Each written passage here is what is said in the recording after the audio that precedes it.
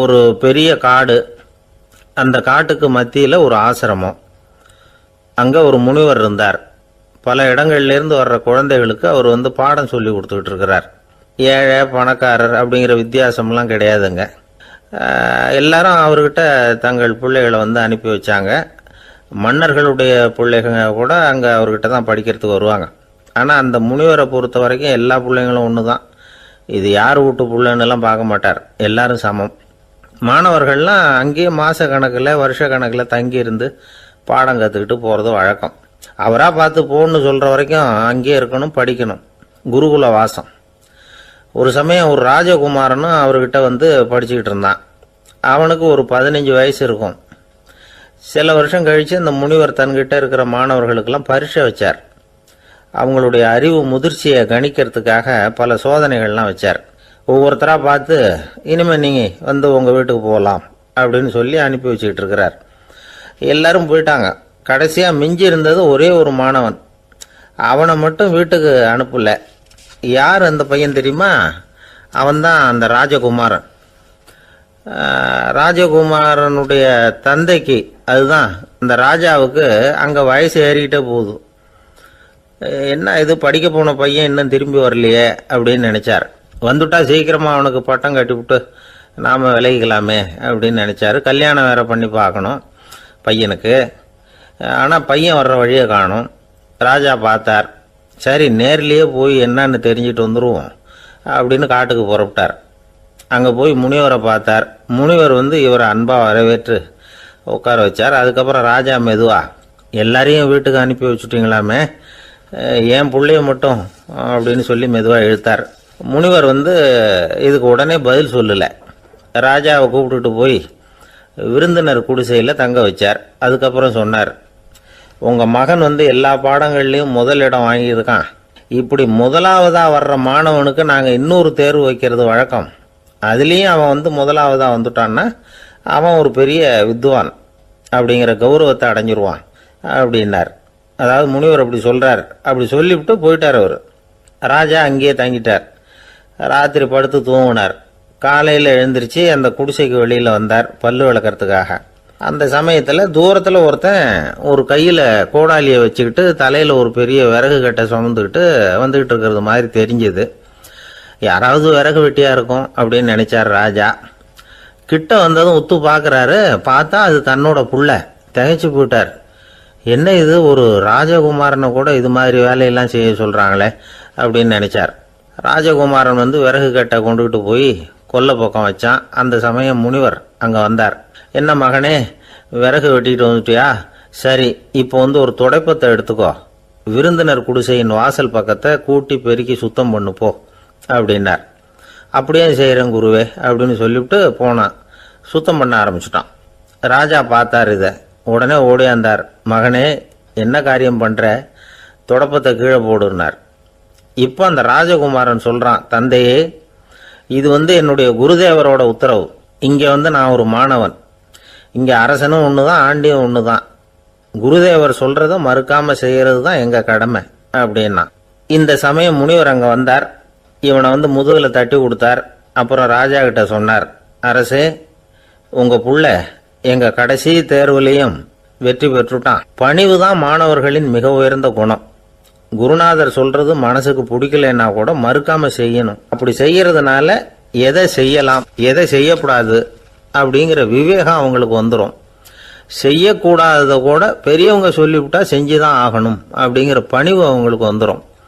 இந்த குணம் வந்துட்டுதுன்னா அவங்க எத்தனை கடினமான வேலையா இருந்தா கூட ரொம்ப சுலபமா செஞ்சு முடிச்சிருவாங்க. தூக்கத்திலேயும் அப்புறம் துக்கத்திலேயும் தோண்டு போட மாட்டாங்க. இந்த பணிவும் விவேகமும் அவங்க கிட்ட மன உறுதியை ஏற்படுத்தும். அந்த உறுதி உங்க பையனுக்கு வந்தாச்சு. இனிமே அவனை நீங்க அழைச்சிட்டு போகலாம். அவன் நிச்சயமா பேரும் புகழும் பெறுவான் அப்படின்னாரு. ராஜா அவரை பார்த்து, குருதேவா, புரிஞ்சுக்கிட்டேன், என்னை மன்னிக்கணும் அப்படின்னாரு. அதுக்கப்புறம் மகனை அழைச்சிக்கிட்டு நாட்டுக்கு திரும்பி வந்துட்டார். இந்த கதையை இன்று ஒரு தகவலில் சொல்லுங்க சார், உங்கள் நிகழ்ச்சியில் சொல்லுங்க சார் அப்படின்னு சொல்லி மாணவர்கள் கேட்டால் பணிவாக இருக்கிறது எப்படி அப்படிங்கிறத புரிஞ்சுக்குவாங்க அப்படின்னு சொன்னார் ஒருத்தர். சரி சொல்லுவோம், அதுக்கு முன்னாடி நேர்லேயே ஒரு பையன்கிட்ட சொல்லி பார்க்கலாமே அப்படின்னு தோணுச்சு. உடனே ஒரு பையனை கூப்பிட்டோம். ஏன்பா உங்கள் வாத்தியார் உனக்கு இது மாதிரி ஒரு பரீட்சை வச்சா என்ன பண்ணுவேன் அப்படின்னு கேட்டோம். நானும் அப்படி தான் சார் நடந்துக்குவேன், விறகு வெட்டுவேன், தொடப்பத்தினால கூட்டி சுத்தம் பண்ணுவேன், உடனே செஞ்சு முடிச்சிருவேன் சார் அப்படின்னா. பலே பரவாயில்லையே அப்படின்னோம். ஆமாம் சார், அப்படி செஞ்சால் தானே வீட்டுக்கு அனுப்புவார், இல்லைன்னா இன்னொரு வருஷம் இங்கேயே இருந்து படின்னு சொல்லி விடுவார், அதனால் அப்படி செய்வேன் அப்படிங்கிறான் அந்த பையன். ஒரு ஊரில் ஒரு ஞானி இருக்கிறார், ரொம்ப பெரிய ஞானி, ரொம்ப வயசாயிட்டுது. கடைசி காலத்தில் அவர்கிட்ட சில பேர் வந்தாங்க. உங்கள் குரு யார் அப்படின்னு கேட்டாங்க. அவர் நிமிர்ந்து பார்த்தார். எனக்கு ஆயிரக்கணக்கான குருமார்கள் உண்டு, அவங்க பேரெல்லாம் சொல்லணும்னா இந்த காலம் பத்தாது, ஆனால் முக்கியமான ஒரு 3 பேரை பற்றி மட்டும் உங்களுக்கு சொல்கிறேன் அப்படின்னாராம். அப்புறம் சொன்னார், அந்த 3 பேரில் ஒருத்தன் ஒரு திருடன். ஒரு சமயம் ஒரு பாலைவனம் வழியாக நான் போய்கிட்டு இருந்தேன். அப்போது வழி தவறி போய் ஒரு கிராமத்துக்கு போயிட்டேன். அது இருட்டு நேரம், நடு ராத்திரி, ஊரே உறங்கி போச்சு. அந்த நேரத்தில் ஒரு ஆள் மட்டும் ஒரு வீட்டு சுவத்தில் ஏதோ பண்ணி உள்ளே நுழையிறதுக்கு முயற்சி பண்ணிகிட்டு இருக்கிறான். அவங்கிட்ட போய் நான் இன்னைக்கு இங்கே எங்கே தங்க முடியும் அப்படின்னு கேட்டேன். அதுக்கு அவன், இந்த ராத்திரி வேளையில் அது ரொம்ப சிரமம், ஒரு திருடனோட உங்களால் தங்க முடியும்னா நீங்கள் என்னோட தங்கலாம் அப்படின்னா. நான் அவங்க கூட 1 மாதம் தங்கியிருந்தேன். ஒவ்வொரு நாள் ராத்திரியும் இப்போ நான் என்னுடைய வேலைக்கு போகிறேன், நீங்கள் ஓய்வு எடுத்துக்கோங்க அப்படின்னு சொல்லிவிட்டு போவான். அவன் திரும்பி வந்த உடனே உனக்கு ஏதாவது கிடைச்சிதான்னு நான் கேட்பேன். அதுக்கு அவன், இன்னைக்கு ராத்திரி ஒன்றும் இல்லை, நாளைக்கு மறுபடியும் முயற்சி பண்ணுவேன் அப்படின்பா. எப்பவும் அவன் நம்பிக்கை இழந்ததே கிடையாது, எப்பவும் சந்தோஷமாகவே இருப்பான். நானும் ரொம்ப காலமாக தியானம் பண்ணிக்கிட்டே இருந்தேன், ஒன்றுமே நடக்கலை. ஆனால் நான் என்ன பண்ணேன் தெரியுமா, மனசு வருத்தப்படும், நம்பிக்கை இழந்துருவேன். அப்போல்லாம் அந்த திருடனுடைய விடாமுயற்சி தான் ஞாபகத்துக்கு வரும். அதனால் அந்த திருடன் எனக்கு ஒரு குரு. என்னுடைய 2வது குரு யாருன்னா அது ஒரு நாய். இது எப்படின்னா, ஒரு சமயம் எனக்கு ரொம்ப தாகமாக இருந்தது. ஒரு நதியை நோக்கி போய்கிட்டு இருந்தேன். அப்போ ஒரு நாயும் வந்தது, அதுக்கும் தாகம். ஓடி வந்து ஆற்றை பார்த்தது. அதோட நிழல் வந்து ஆற்றுல தெரிஞ்சுது. அதை பார்த்ததும் பயந்துட்டுது. அதாவது அது தன்னுடைய சொந்த உருவத்தையே கண்டு பயந்தது. அதை பார்த்து குறைக்குது, திரும்பி ஓடிச்சு. ஆனால் அதுக்கு தாகம் அதிகமாக இருந்ததுனால அது மறுபடியும் திரும்பி வந்தது. பார்த்தா மறுபடியும் தண்ணியில் நாயோட உருவம் தெரியுது. இப்படி சில தடவை பண்ணிச்சு. இருந்தாலும் கடைசியில் தண்ணியில் குதிச்சுட்டுது துணிஞ்சி. இப்படி குதித்த உடனே அதோட உருவமும் மறைஞ்சுட்டுது. இதை பார்த்தேன். நான் என்ன புரிஞ்சுக்கிட்டேன்னா, எவ்வளவுதான் பயம் இருந்தால் கூட ஒருத்தன் தைரியமாக காரியத்தில் இறங்கணும் அப்படிங்கிறத புரிஞ்சுக்கிட்டேன். இந்த போதனை அந்த நாய்கிட்ட இருந்து எனக்கு கிடைச்சிது. இது ஒன்று. அடுத்தது என்னுடைய 3வது குரு யாருன்னா அது ஒரு சின்ன குழந்தை. நான் ஒரு சமயம் ஒரு நகரத்துக்கு போனேன். அங்கே ஒரு குழந்தை எரிகிற மெழுகுவத்தி ஒன்று எடுத்துக்கிட்டு வந்தது. நான் அந்த குழந்தைய பார்த்து வேடிக்கையாக கேட்டேன், ஏன் பாப்பா இந்த மெழுகுவத்தியை நீயாவே கொளுத்துனியா அப்படின்னு கேட்டேன். ஆமான்னுது அந்த குழந்தை. சரி, இந்த மெழுகுவத்தி முன்னாடி எரியாமல் இருந்தது, இப்போ எரியுது. இந்த மெழுகுவத்திக்கு வெளிச்சம் எங்கேருந்து வந்தது, அதை எனக்கு காட்ட முடியுமா அப்படின்னு கேட்டேன் அந்த குழந்தைகிட்ட. இதுக்கு அந்த குழந்தை சிரிச்சுக்கிட்டு அந்த மெழுகுவத்தியை ஊதி அணைச்சுட்டுது. அதுக்கப்புறம் என்னை பார்த்து கேட்டுது, இப்போ இந்த மெழுகுவத்தியின் வெளிச்சம் போனதை பார்த்தீங்க இல்லையா, அது எங்கே போச்சுன்னு எனக்கு சொல்லுங்க அப்படின்னுது. அந்த குழந்தை இப்படி கேட்டதும் என்கிட்ட இருந்த ஆணவம் அழிஞ்சுட்டுது. நான் படித்ததெல்லாம் அந்த வினாடியில் சுக்கு நூறாக போயிட்டுது. என்னுடைய முட்டாள்தனத்தை நான் உணர்ந்தேன் அப்படின்னு இவ்வளவும் அந்த ஞானி விவரமாக சொன்னாராம். அதனால் நாம் இன்னார்கிட்ட இருந்து தான் இதை கற்றுக்கணுங்கிறது இல்லை, யாருக்கிட்டே இருந்தும் எதையும் கற்றுக்கலாம். நம்மால் ஒருத்தன் ஒரு நாய் வளர்த்துக்கிட்டோம்னா அந்த நாய்க்கு வால் கிடையாது, யாரோ ஏற்கனவே வெட்டி எடுத்துட்டாங்க. இந்த நாய் தான் சார் எனக்கு குரு, அதுகிட்டே இருந்து கூட நான் பாடம் கற்றுக்கிட்டு இருக்கிறேன் அப்படின்னா. அப்படி என்ன கற்றுக்கிட்டேன் இந்த வால் இல்லாத நாய்கிட்டே இருந்து அப்படின்னு கேட்டோம். நாம் யாருக்கிட்டையும் வாலாட்டக்கூடாது அப்படிங்கிற பாடத்தை அதுகிட்டே இருந்து தான் நான் கற்றுக்கிட்டேன் அப்படின்னா. ஒரு ஊரில் ஒரு பெரிய ஞானி இருந்தார். அவர் படுக்கையில் இருந்தார். இன்னும் கொஞ்ச நேரம்தான் அவர் இந்த உலகத்தில் இருக்க போகிறார். அவரை சுற்றி ஏகப்பட்ட கூட்டம். ஏற்கனவே அவருடைய உபதேசங்களை கேட்டவங்க பல பேர் வந்து அவரை சுற்றி நிற்கிறாங்க. அந்த ஞானி மெதுவாக கண்ணை திறந்து பார்க்குறார். எல்லாரும் அவருடைய கடைசி வார்த்தையை கேட்கறதுக்காக அவளோட காத்துக்கிட்டு இருக்கிறாங்க. அந்த ஞானி மெதுவாக பேச ஆரம்பித்தார். நான் என்னுடைய வாழ்நாள் பூராவும் உங்களுக்கு நிறைய போதனைகள் சொல்லிக்கிட்டு இருக்கிறேன். பேரானந்தம், மகிழ்ச்சி, தியானத்தன்மை இதை பற்றியெல்லாம் சொல்லியிருக்கிறேன். இப்போ நான் வேற ஒரு கரைக்கு போய்கிட்டு இருக்கிறேன். நான் இனிமேல் இந்த கரையில் இருக்க மாட்டேன். நீங்கள் நான் சொன்னதையெல்லாம் கேட்டீங்க, ஆனால் எதையும் நீங்கள் நடைமுறைப்படுத்தி பார்க்கல. எல்லாம் கேட்டதோட சரி, அதோட விட்டுவிட்டீங்க. அப்புறம் அதை தள்ளி போட்டுக்கிட்டே வந்துட்டீங்க. மேலும் அதை தள்ளி போடுறதுல எந்த பிரயோஜனமும் கிடையாது. இப்போ நான் போய்கிட்டு இருக்கிறேன். உங்களில் யாராவது என்னோட வர்றதுக்கு தயாரா அப்படின்னு கேட்டார். அவ்வளவுதான். யாரும் வாய திறக்கல. ஒரே மௌனம், சத்தமே இல்லை. ஒருத்தர் பார்த்துக்கிட்டே நிற்கிறாங்க. அந்த கூட்டத்தில் ஒரு ஆள் அந்த ஞானி கூடவே 40 வருஷத்துக்கு மேலே இருந்திருக்கிறான். அவனும் வாயை திறக்காம இன்னொருத்தன் முகத்தை பார்த்துக்கிட்டே நிற்கிறான். இந்த சமயத்தில் பின்னாடி நின்றுகிட்டு இருந்த ஒருத்தன் கையை தூக்கினான். ஞானி அவனை பார்த்தார். சரி, ஒருத்தனுக்காவது நம்மோட வர்றதுக்கு தைரியம் இருக்குது அப்படின்னு நினைச்சார். ஆனால் அந்த ஆள் என்ன சொன்னான் தெரியுமா? ஐயா, நீங்கள் கேட்குறப்போ நான் உடனே எழுந்திருக்கல, கையை மட்டும்தான் தூக்கினேன். என்ன காரணம்னா, நான் எப்படி அடுத்த கரைக்கு வந்து சேர்றதுங்கிறது தெரிஞ்சுக்கிறதுக்காக தான். அந்த விவரத்தை மட்டும் இப்போ உங்ககிட்ட இருந்து நான் தெரிஞ்சுக்க ஆசைப்படுறேன். ஏன்னா இப்போ நான் உங்கள் கூட வர்றதுக்கு தயாராக இல்லை. எவ்வளவோ காரியங்களை நான் இன்னும் இங்கே முடிக்க வேண்டியிருக்குது. வீட்டுக்கு ஒரு விருந்தினர் வந்திருக்கிறார். என்னுடைய இளைய மகனுக்கு கல்யாணம் பண்ணி வைக்கணும். அதனால் இன்னைக்கு உங்கள் கூட வர முடியாது. அது மட்டும் இல்லை, இப்போ உங்கள் கூட அடுத்த கரைக்கு வந்தால் திரும்பி வர முடியாதுன்னு வேற சொல்கிறீங்க. அதனால் இப்போ நான் வரல. இன்னொரு நாள் நிச்சயமாக நான் வர்றேங்க, வந்து உங்களை சந்திக்கிறேன். அதனால் இப்போ நீங்கள் இன்னொரு தடவை எங்களுக்கு விளக்கமாக சொல்லணும். ஏற்கனவே பல தடவை சொல்லியிருக்கிறீங்க. தயவு பண்ணி இப்போ ஒரு தடவை சொன்னீங்கன்னா சௌரியமாக இருக்கும். அந்த அடுத்த கரையை அடையிறது எப்படி? இப்போ ஒரு தடவை அதை விளக்கமாக சொல்லிட்டீங்கன்னா நல்லா ஞாபகப்படுத்திக்குவேன். அது சரியான சமயம் வர்றப்போ இது எனக்கு உதவியாக இருக்கும் அப்படின்னு நானும். ஆனால் உண்மை என்ன தெரியுமா? அந்த சரியான சமயம் வரவே இல்லை அப்படிங்கிறது தான் உண்மை. இப்படி அந்த கதை முடியும். இந்த கதை அந்த ஒரு ஆளுக்கு மட்டும் இல்லை, கிட்டத்தட்ட எல்லாருக்குமே அது பொருந்தும் அப்படிங்கிறாங்க விவரம் தெரிஞ்சவங்க. எல்லாருமே அந்த சரியான தருணத்துக்காக தான் காத்துக்கிட்டு இருக்கிறாங்களாம். அதுக்காக ஜோசியம் பார்க்குறாங்க, கைரேகை பார்க்குறாங்க. நாளைக்கு என்ன நடக்குங்கிற ஆவலில் எல்லாரும் காத்துக்கிட்டு இருக்கிறாங்க. ஆனால் அந்த ஒரு நாள் ஒருபோதும் வரப்போகிறதில்ல. நீங்கள் தள்ளி போடுறதுக்காக பல அர்த்தமில்லாத காரணங்களை தேடுறீங்க அப்படிங்கிறார் ஒரு ஞானி. காத்திருக்கிறதுலேயே நம்ம காலம் ஓடி போயிடுது. ஏன்னா இன்னைக்கு நாம் சிந்திக்கிறது நாளைக்கு நாம் சிந்திக்கிறது இல்லை. ஒவ்வொரு நாளும் ஒவ்வொரு மாதிரி போயிடுது. நாளைக்கு மறுநாளை பற்றியே சிந்திக்கிறோம். இப்படியே அது பாட்டுக்கு போயிடும். கரையை தொட்டு பார்க்குறது எப்போ? இதுதான் கேள்வி. நமக்கு வேண்டியப்பட்ட ஒருத்தர் ஒரு ரயில்வே பிளாட்ஃபாரத்தில் நின்றுட்டு இருக்கிறார். அங்கே இருக்கிறவங்க கிட்ட கேட்குறாராம், விசாரிக்கிறார். ஏங்க கிழக்க போகிற ரயில் போயிட்டுதுங்களான்னாராம். போயிட்டுதுன்னு இருக்கிறாங்க. கொஞ்ச நேரம் கழிச்சு ஏங்க மேற்க போகிற ரயில் போயிட்டுதுங்களான்னு கேட்டிருக்காரு. போயிட்டுதுங்களான் இருக்காங்க. அப்புறம் கொஞ்ச நேரம் கழிச்சு மறுபடியும் ஏங்க 10:30 மணி வண்டி போயிட்டுதான்னு கேட்டிருக்காரு. தொடர்ந்து காலையிலேருந்து சாயந்தரம் வரைக்கும் இப்படி ஒரே இடத்துல நின்றுட்டு கேட்டுக்கிட்டே இருக்கிறார். இதை பார்த்துக்கிட்டு இருந்த ஒருத்தர் அவர்கிட்ட ஏங்க நீங்கள் எங்கே போகணும் அப்படின்னு கேட்டாராம். இவர் மெதுவாக சொன்னாராம், இந்த ரயில்வே லைனை தாண்டி அந்த பக்கம் போகணும் அப்படின்னாராம். ஒரு அரசனும் அமைச்சரும் ஒரு நாள் ரொம்ப சாவகாசமாக பேசிக்கிட்டு இருந்தாங்களாம். அரசன் அமைச்சரை பார்த்து ஒரு கேள்வி கேட்டிருக்கார். ஏங்க அமைச்சரே, ஆசை இல்லாத ஒரு மனுஷனால் இருக்க முடியுமா அப்படின்னு. ஏன் முடியாது? துறவி அப்படிங்கிறவங்கெல்லாம் அப்படிப்பட்டவங்க தானே அப்படின்னாராம் அமைச்சர். அவங்கெல்லாம் உண்மையிலேயே ஆசையை விட்டவங்க தானா அப்படின்னு கேட்டாராம் ராஜா. அப்படி தான் இருக்கணும் அப்படின்னாராம் அமைச்சர். அப்படின்னா ஆசையே இல்லாத ஒரு உண்மையான துறவியை நான் பார்க்கணுமேன்னார்.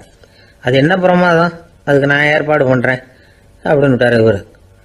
சொல்லிவிட்டு உடனே புறப்பட்டு போனார். அங்கே எங்கே தேடினார். அப்புறம் தான் அவருக்கு புரிஞ்சுது உண்மை துறவியை கண்டுபிடிக்கிறது எவ்வளவு கஷ்டமான காரியம்னு. இருந்தாலும் ராஜா கிட்ட சொல்லியாச்சே, உண்மை துறவியை காட்டுறேன்னு. இப்போ என்ன பண்ணுறது? ராஜா கிட்ட சொன்னபடி நடக்கலைன்னா அவருக்கு கோபம் வந்துடும். அமைச்சர் ஒரு யோசனை பண்ணார். அவருக்கு ஒரு வழி தெரிஞ்சுது. அதுதான் சரின்னு முடிவு பண்ணார். அதாவது அந்த ஊரில் அவருக்கு தெரிஞ்ச நாடக நடிகர் ஒருத்தர் இருக்கிறார், நல்லா நடிப்பார். அவரை போய் பார்த்தார். இதை பாருப்பா, எனக்காக நீ ஒரு காரியம் செய்யணும்னார். என்னன்னு கேட்டார் அவர். நீ ஒரு துறவி மாதிரி கொஞ்ச நேரத்துக்கு நடிக்கணும். ராஜா உன்னை பார்த்துட்டு போகிற வரைக்கும் நடி, அது போதும். அதுக்காக உனக்கு 10,000 ரூபா தரேன் அப்படின்னார். அவர் எந்த காலத்தில் இவ்வளவு பணத்தை மொத்தமாக பார்த்துருக்கார். அதனால் உடனே சரின்னு ஒத்துக்கிட்டார். அமைச்சர் அரண்மனைக்கு திரும்பி வந்தார். என்ன அமைச்சரே, இன்னுமா ஒரு உண்மையான துறவி கிடைக்கலன்னார். உண்மையான துறவி ஒருத்தரை இப்போ தான் கொஞ்ச நேரத்துக்கு முன்னாடி பார்த்து பேசிவிட்டு வர்றேன். அவர் நம்ம ஊருக்கு வெளியில் குளத்தங்கரையில் உள்ள ஒரு ஆலமரத்துக்கு அடியில் உட்காந்துருக்கிறார் அப்படின்னார் இவர். அப்படின்னா உடனே புறப்படுங்க அப்படின்னார் ராஜா. பரிவாரங்களோடு புறப்பட்டார். அங்கே அந்த மரத்தடியில் அந்த ஆள் வேஷம் போட்டுக்கிட்டு துறவி மாதிரி உட்காந்துருக்கிறான். ராஜா நேராக போனார். அந்த துறவி காலில் பொத்துன்னு விழுந்து வணங்கினார். உடனே ராணி அவர் காலில் விழுந்தாங்க. அடுத்தபடியாக அமைச்சர் விழுந்தார். அவருக்கு தெரியும் இது நம்ம ஆள் தான்னு. இருந்தாலும் என்ன பண்ணுறது, நேரம். அப்புறம் பரிவாரங்கள்லாம் துறவி காலில் விழுந்து ஆசீர்வாதம் வாங்கிட்டாங்க. ராஜா அப்புறமா தங்கத்தட்டில் பொண்ணையும் பொருளையும் வச்சு அந்த துறவிகிட்ட ரொம்ப பணிவாக நீட்டுறார். தாங்கள் தயவு பண்ணி இதை ஏற்றுக்கணும் அப்படின்னு வேண்டிக்கிட்டார். அந்த துறவி பற்று இல்லாமல் அதை பார்த்தார். எல்லாத்தையும் திறந்துட்ட எனக்கு இதெல்லாம் எதுக்காக அப்படின்னு சொல்லி அதை மறுத்துட்டாராம். ஆஹா, உண்மையான துறவியை பார்த்துட்டோம் அப்படிங்கிற ஆனந்தம் அரசருக்கு. ரொம்ப நிம்மதியாக திருப்தியாக திரும்பி வந்தார் அரண்மனைக்கு. அதுக்கப்புறம் அமைச்சர் யாருக்கும் தெரியாமல் அந்த துறவிகிட்ட ஓடினார். சொன்ன பிரகாரம் பணத்தை நீட்டினார். இந்தப்பா, நான் உங்ககிட்ட சொன்னபடி 10,000 ரூபா பணம் எடுத்துக்கோ அப்படின்னார். அந்த ஆள் ராஜா கிட்ட சொன்னது மாதிரியே எல்லாத்தையும் திறந்துட்ட எனக்கு இதெல்லாம் எதுக்காக வேணாம் அப்படின்னு விட்டாராம். நடித்த வரைக்கும் போதும்ப்பா, இனிமேல் இந்த நாடக வசனம்லாம் வேணாம், வேஷத்தை கலைச்சிரு, பணத்தை வாங்கிக்கொண்டார். இல்லைங்க, இது வேஷம் இல்லை, இது வசனமும் இல்லை, இது உண்மை. கொஞ்ச நேரம் துறவி மாதிரி நடித்ததுக்கே இந்த தேசத்து ராஜா, ராணி, அமைச்சர், பரிவாரங்கள் எல்லாம் என் காலில் விழுந்து வணங்குறாங்க. அப்படின்னா உண்மையான துறவியாக இருக்கிறது எவ்வளவு பெருமையான விஷயம். நான் உண்மையான துறவியாக ஆக போகிறேன், அப்படி முடிவும் பண்ணிட்டேன் அப்படின்னார் அந்த நடிகர். வேஷம் கூட எப்படிப்பட்ட விளைவுகளை உண்டு பண்ணுது பார்த்தீங்களா. நம்மால் ஒருத்தன் ரொம்ப வசதியாக தான் இருந்தான். ஒரு நாள் அவன் சொத்து பூரா திருட்டு போட்டுது. அதுக்கப்புறம் இவன் துறவி மாதிரி ஆயிட்டான். ஊர் ஊராக சுற்றினான். ஒரு குருநாதரை தேடி கண்டுபிடிச்சான். அவர்கிட்ட சீடனாக சேர்ந்துக்கிட்டான். அவனை பார்த்து ஒருத்தர் கேட்டார், நீ உண்மையான சீடன் தானான்னு. இல்லைங்க, சீடன் மாதிரி நடிச்சுக்கிட்டு இருக்கிறேன் அப்படின்னா. அது குரு துரோகம் இல்லையா அப்படின்னு கேட்டார் அவர். இல்லைங்க, நான் பண்ணது குரு துரோகம் இல்லை, என் குரு பண்ணது தான் துரோகம். என்னுடைய பணத்தை கொள்ளையடிச்சது இவர் தான். அதை எங்கே வச்சிருக்காருன்னு கண்டுபிடிக்கிறதுக்காக தான் இவர்கிட்ட வந்து சீடனா சேர்ந்துருக்கிறேன் அப்படின்னானா. ஒரு நாள் காலை நேரம் ஒரு குரு படுக்கையை விட்டு எழுந்திருக்கிறார். உடனே சீடர்களை பார்த்து எல்லாரும் இப்படி வாங்கங்கிறார். எல்லாரும் வர்றாங்க வேகமாக. என்னங்க வேணும் உங்களுக்கு அப்படிங்கிற மாதிரி எல்லாரும் குருவை பார்த்தாங்க பயபக்தியோட. குரு அந்த சீடர்களை பார்த்து, இதை பாருங்க, இப்போ நான் ஒரு சிக்கலான விவகாரத்தில் மாட்டிக்கிட்டு இருக்கிறேன், அதை நீங்கள் தீர்த்து வச்சா நல்லதுன்னார். சீடர்களுக்கு ஒன்றும் புரியல. என்ன இது, இவர் இப்படி சொல்கிறாரு, நமக்குள்ள எல்லா விவகாரங்களையும் தீர்த்து வைக்கிறவர் நம்ம குருநாதர், அவருடைய விவகாரத்தை நாம் தீர்த்து வைக்கிறதா, ஆச்சரியமாக இருக்குதே, குருநாதருக்கே சிக்கலா அப்படின்னு யோசனை பண்ண ஆரம்பித்தாங்க. இருந்தாலும் ரொம்ப பணிவாக கேட்டாங்க, சுவாமி உங்களுக்கே சிக்கலா, இந்த உலகத்து சிக்கல்களுக்கும் சிரமங்களுக்கும் அப்பாற்பட்டவர் அல்லவா தாங்கள், அப்படிப்பட்ட உங்களுக்கு சிக்கல்னா அது எப்படி அப்படின்னாங்க. எனக்கு ஏற்பட்டிருக்கிற சிக்கல் அவ்வளவு பெருசு, ரொம்ப பெரிய விவகாரம் அது அப்படின்னார் குரு. கொஞ்சம் விவரமாக சொல்லுங்க அப்படின்னாங்க இவங்க. இப்போ அந்த குரு விவரத்தை சொன்னார். அதாவது நேற்று ராத்திரி நான் ஒரு கனவு கண்டேன். அந்த கனவில் நான் ஒரு பட்டாம்பூச்சியாக மாறிட்டேன். அப்படி மாறி ஒவ்வொரு மலராக பறந்து போய் உட்காந்து தேன் சாப்பிட்டேன் அப்படின்னார். சீடர்கள் இதை கேட்டதும் ரொம்ப திகைச்சு போயிட்டாங்க. என்ன இது, இது ஒரு பெரிய பிரச்சனையா, ஒரு சாதாரண கனவு கண்டதுக்காகவா இந்த காலை வேளையில் நம்மளையெல்லாம் குருநாதர் இவ்வளவு அவசரமாக கூப்பிட்டுருக்கார் அப்படின்னு நினச்சாங்க. இருந்தாலும் கேட்டாங்க, இதில் என்ன சிக்கல் சுவாமி, கனவுங்கிறது எல்லாருக்கும் வரத்தானே செய்யும் அப்படின்னார் ஒரு சீடர். சீடர்களே, பிரச்சனை அது இல்லை. நான் இன்னைக்கு காலையில் கண்ணு முழிச்சு பார்த்தப்போ நான் நானாக மறுபடியும் மாறிட்டேங்கிறத தெரிஞ்சுக்கிட்டேன்.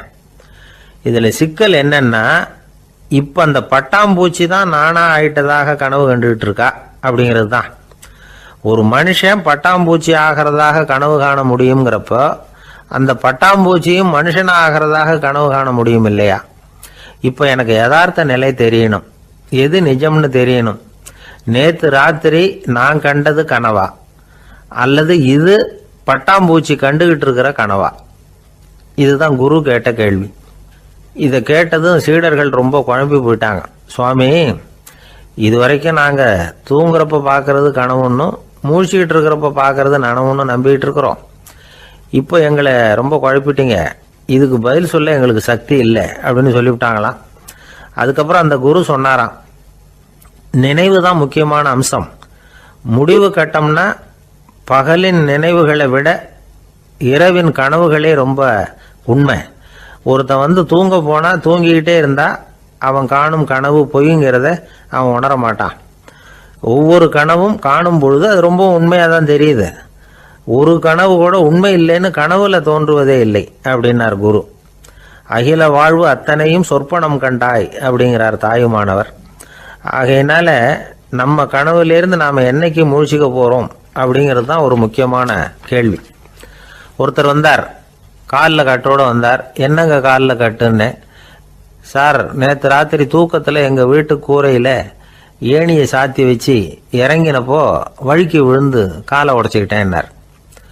உங்கள் வீட்டில் தான் ஏணியே கிடையாது சார் அப்படின்னு. உண்மைதான் சார், நான் கீழே விழுந்து முழிச்சுக்கிட்டதுக்கு அப்புறம் தானே ஏணி இல்லைங்கிறது எனக்கு ஞாபகம் வந்தது அப்படின்னார். பக்தின்னு சொல்கிறோம் இல்லையா, அது 3 வகைப்படும் அப்படிங்கிறார் ஒரு பெரியவர். அது என்ன 3 வகைன்னா, தெய்வ பக்தி, அடியார்கள் பக்தி, குரு பக்தி. அடியார் பக்தியை விட தெய்வ பக்தியை விட குரு பக்தி தான் ரொம்பவும் சிறந்ததுங்கிறார் அவர். தெய்வத்துக்கிட்ட செஞ்ச பாவம் குருநாதர்கிட்ட தீர்ந்துருமா, குருநாதர்கிட்ட செஞ்ச பாவம் தெய்வத்துக்கிட்ட போனாலும் தீராதான். இப்படி பெரியவங்களாம் சொல்லி வச்சிருக்கிறாங்க. ஒரு காடு, அங்கே அயோத தௌமியர் அப்படின்னு ஒரு தபோதனர். அவர் பல மாணவர்களை ஒன்றா சேர்த்து ஒரு குருகுலம் நடத்திக்கிட்டு இருக்கிறார். பல திறப்பட்டவங்க மாணவர்கள் அதில் சேர்ந்து படிச்சுக்கிட்டு இருக்கிறாங்க. பாஞ்சால ராஜகுமாரன் ஒருத்தனும் அந்த குருகுலத்தில் சேர்ந்து படிச்சுக்கிட்டு இருக்கிறான். அவன் பேர் ஆருணி. பெரிய இடத்து புள்ள, இருந்தாலும் படுப்பில் ரொம்ப கெட்டிக்காரனாக இருந்தான். அவன் தான் அங்கே முதல் மாணவன். ஒரு நாள் குருநாதர் அந்த அரசகுமாரனை கூப்பிட்டார். நம்ம குருகுலத்துக்கு சொந்தமான வயலில் தண்ணீர் பெருகி வெள்ளம் பயிரை அழிக்குதான், அதனால் நீ போய் மடையை அடைச்சிட்டு வந்துரு அப்படின்னார். அந்த அரசகுமாரன் உடனே புறப்பட்டான். குருநாதர் சொல்லிட்டார்ல, உடனே புறப்பட்டான். நான் பெரிய இடத்து பிள்ளையாச்சே, ராஜகுமாரனாச்சே, ரொம்ப செல்வாக்கூட வளர்ந்தவனாச்சே, நான் போய் வயலில் இறங்கி வேலை செய்கிறதா அப்படின்னுலாம் அவன் நினைக்கல. குருநாதர் கட்டளையை நிறைவேற்ற வேண்டியது நம்ம கடமை அப்படின்னு நினச்சான். உடனே ஒரு மண்வெட்டியை தூக்கி தோளில் வச்சுக்கிட்டு புறப்பட்டு போயிட்டான். வயலுக்கு போனான். பார்த்தான், தண்ணி கரையை உடச்சிக்கிட்டு வயலுக்குள்ளே ஏகமாக பாஞ்சிக்கிட்டு இருக்குது. இவன் மண்வெட்டியால் களிமண்ணை புல்லோடு சேர்த்து புல் பத்த மாதிரி வெட்டி வெட்டி போட்டான். இருந்தாலும் மடையை அடைக்க முடியல. தண்ணி அதை மீறி வந்துக்கிட்டே இருக்குது. தண்ணி வேகமாக வயலுக்குள்ளே போய்கிட்டே இருக்குது. போடுற பத்தையெல்லாம் கரைஞ்சி போயிட்டுருக்கு. இருந்தாலும் இவன் தன்னுடைய முயற்சியை கைவிடலை. வெட்டி வெட்டி போட்டுக்கிட்டே இருக்கிறான். காலையில் அங்கே போனவன் சாயந்தரம் வரைக்கும் இப்படி செஞ்சுக்கிட்டு இருக்கிறான். உடம்பும் மனசும் ரொம்பவும் சோர்ந்து போச்சு.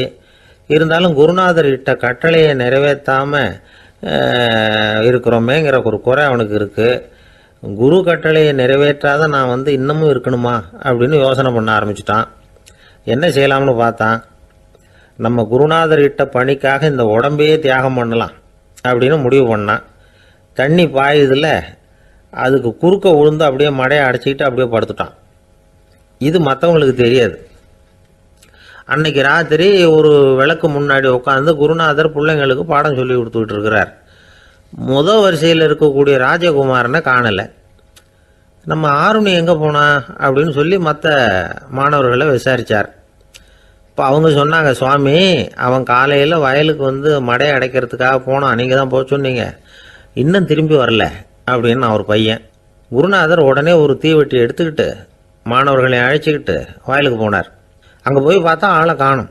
ஆருணின்னு சொல்லி சத்தம் போட்டு கூப்பிட்டு பார்க்குறார். நான் இங்கே இருக்கேன் குருநாதா அப்படின்னு காலுக்கு அடியிலேருந்து ஒரு சத்தம் வருது. குனிஞ்சு பார்த்தா அவன் மடையில் படுத்துருக்கிறான். என்னப்பா இதுன்னார். காலையிலேருந்து இந்த மடையை அடைச்சி பார்த்தேன் சுவாமி, முடியல, அதனால் இப்படி குறுக்க படுத்துட்டேன்.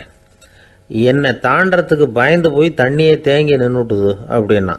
அவனுடைய குரு பக்தியையும் அவனை தாண்டறதுக்கு அஞ்சு நிற்கிற தண்ணி தேக்கத்தையும் பார்த்துட்டு எல்லாரும் ரொம்ப ஆச்சரியப்பட்டு போயிட்டாங்களாம்.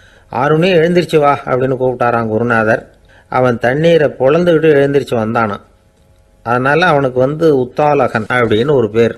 உத்தாலகன்னா தண்ணீரை பிளந்தவன் அர்த்தம். அந்த உத்தாலகன் மாதிரி இந்த காலத்து மாணவர்களுக்கும் குரு பக்தி வேணும் அப்படின்னு சொன்னோம் ஒரு பள்ளிக்கூடத்தில். உடனே நிறைய மாணவர்கள் எழுந்திரிச்சு நின்னாங்க. சார், நீங்கள் எங்களை இன்னமும் சரியாக புரிஞ்சுக்கலன்னு நினைக்கிறோம். அன்னைக்காவது ஒருத்தன் அப்படி இருந்தான், இன்னைக்கு ஏகப்பட்ட உத்தாலகர்கள் இருக்கிறோம். எங்கள் வாத்தியார் கட்டளை இட்டா இப்போவே அது மாதிரி வயலுக்கு போய் மடையில் குறுக்கப்படுத்துக்கிறதுக்கு இந்த வகுப்பில் உள்ள அத்தனை பேரும் தயாராக இருக்கிறோம் அப்படின்னாங்க. அப்படியா அப்படின்னு சொல்லி கேட்டோம் ரொம்ப சந்தோஷமாக. ஒருத்தன் ரொம்ப அடக்கமாக எழுந்திரிச்சான். அப்புறம் சொன்னான், ஆமாம் சார், வகுப்பில் இவர் நடத்துகிற பாடத்தை கேட்டுக்கிட்டு இருக்கிறத விட பேசாமல் போய் மடையில் படுத்து விடுறது ஒன்றும் கஷ்டமான காரியமாக இருக்காது. அதனால தான் எல்லாரும் அங்கே போகிறேன்னு சொல்கிறோம் அப்படிங்கிறான். கங்கை கரை தோட்டம் பக்கத்தில் ஒரு ஆசிரமம், அங்கே ஒரு பெரியவர் தங்கி இருக்கிறார். அவர் தான் ராமகிருஷ்ண பரமஹம்சர். அந்த ஆசிரமம் இருந்த இடம் கரக்பூர். வங்காளத்தில் பொதுவாக எல்லாரும் மீன் சாப்பிட்றது உண்டு. கங்கையில் குளிச்சுட்டு கையில் ஒரு மீனோடு வர்றது வழக்கம். இவர் இருக்கிற இடத்துக்கு கங்கையில் படகு வழியாக வரணும். அப்படி தான் எல்லாரும் வருவாங்க. வர்றவங்கள ஒன்று கூட்டி ஆன்மீக விஷயங்களை பற்றி பேசிக்கிட்டு இருப்பார். ஒவ்வொரு நாள் ஒவ்வொருத்தர் நகரத்துக்கு போகணும். வரும்பொழுது மீன் கொண்டுகிட்டு வரணும். அதுக்கு ஒரு அட்டவணையே உண்டு ஆசிரமத்தில். அது பிரகாரம் ஒரு நாள் சுவாமி யோகானந்தர் படகில் போனார். படகை செலுத்தினவங்க ராமகிருஷ்ணரையும் சுவாமி யோகானந்தரையும் மற்றவங்களையும் பித்தர்கள் அப்படின்னு சொல்லி ஏளனமாக பேசினாங்க. அவங்க என்ன பைத்தியம் பிடிச்சவங்க அப்படிங்கிறது மாதிரி. சுவாமி யோகானந்தருக்கு ரொம்ப மென்மையான இதயம். இவங்க இப்படி கண்ணாபின்னான்னு பேசுகிறத பார்த்தா மீனை வாங்கிட்டு திரும்புகிறப்போ என்ன நடக்குமோ அப்படிங்கிற பயம் வேற வந்துட்டுது அவருக்கு. அவ்வளவு மென்மையானவர். இதை தெரிஞ்சுக்கிட்ட ராமகிருஷ்ணர், யோகானந்தா இங்கே வா அப்படின்னு கூப்பிட்டார். இவர் கண்ணீரை தொடச்சிக்கிட்டே கிட்ட போனார். சொன்னார், ஐயா, படகு ஓட்டுறவங்க உங்களை பற்றி மோசமாக பேசுகிறாங்க. என்ன திட்டினா பரவாயில்ல, ஆனால் உங்களை அவங்க திட்டுறாங்க. அதை என்னால் தாங்கிக்க முடியல அப்படின்னார். இதை கேட்டதும் ராமகிருஷ்ணருக்கு கோபம் வந்துட்டு தான். என்னது, உன்னுடைய குருவை பற்றி அவங்க மோசமாக பேசும்பொழுது நீ சும்மா இருந்தியா? வெளியில் போ அப்படின்னு விட்டார். குரு நிந்தனை செய்கிறப்போ அதை கேட்டுக்கிட்டு சும்மா இருக்கலாமா? குரு நிந்தனையை கேட்டால் பாவம் இல்லையா? என்னை தூற்றும் போது அவங்க பாவம் செய்கிறாங்க. அதை கேட்டுக்கிட்டு நீ சும்மா இருந்தால் நீயும் பாவம் செய்கிற அப்படின்னாராம். அடுத்த நாள் சுவாமி நிரஞ்சனானந்தர் போக வேண்டிய நாள். இவர் படகுல போகும்பொழுதும் அதே மாதிரி நடந்துதான். அவங்க மோசமாக பேச ஆரம்பித்தாங்க, திட்ட ஆரம்பித்தாங்க. அப்படி கேலி பண்ண ஒருத்தனை இவர் என்ன பண்ணார், பலார்னு கன்னத்தில் அரைஞ்சிட்டார். இன்னொருத்தனை கங்கையில் தூக்கி எறியறதுக்கும் தயாராகிட்டார். அதுக்கப்புறம் அவங்க யாரும் வாயை திறக்கலை. மீன் வாங்கிட்டு வர்றப்பவும் படகுல ஒரே அமைதி. அவ்வளவு பயம் அவங்களுக்கு. ராமகிருஷ்ணர் கூப்பிட்டு விசாரித்தார் என்ன நடந்ததுன்னு. இவர் சொன்னார், அவர் யோகானந்தா போகும்பொழுது என்ன நடந்ததோ அப்படியே தான் இப்பவும் நடந்தது. குரு நிந்தனை செய்கிறத கேட்டுக்கிட்டு நான் சும்மா இருப்பேனா?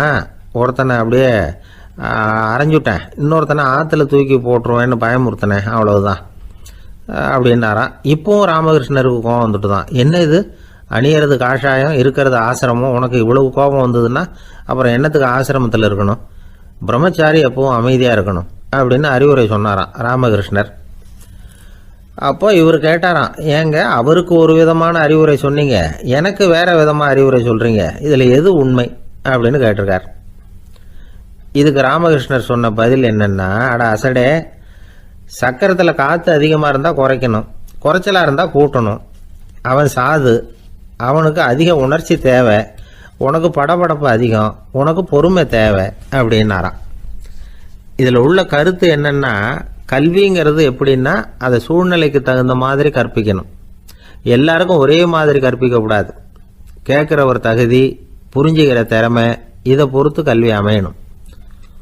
ஆரம்ப காலத்தில் ஒரு குரு, அப்போ ஒரு சீடன் இருந்தான். அது வேடிக்கையான குரு, வேடிக்கையான சீடன். ஒரு ஆசிரமம். ஒரு நாள் ஒருத்தன் அவசரமாக அந்த குருவை தேடி வந்திருக்கிறான். என்ன விஷயம்னு விசாரித்தார் குரு.